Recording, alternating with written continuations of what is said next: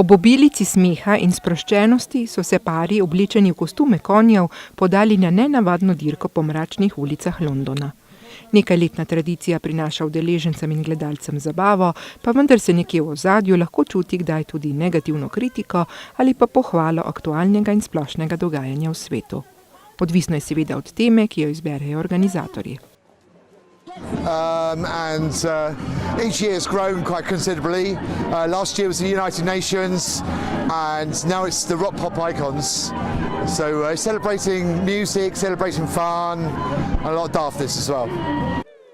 Pantonimska konjska dirka je kombinacija tradicionalne britanske božične pantomime z ljubeznijo Britancev do gostiln. Zaradi tega je približno 20 parov ljudi, oblečenih v konjske kostume, nekateri so bili tudi kot jezdeci, preteklo 4 milje. Vse do cilja so imeli pivske postojanke v različnih gostilnah. Well, it's just, I love a pantomime, so I love this time of year, it's silly season. So I thought I'd have a pantomime horse race, and I love humour and I love daftness.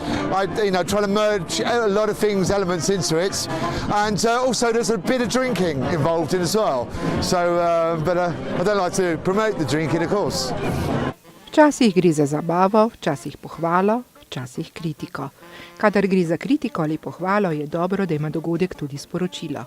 Letošnja dirka s temo o rokerskih in popovskih ikonah je verjetno le priložnost za norčavost ali pa so organizatorji sporočilo skrili v kakšen kostum.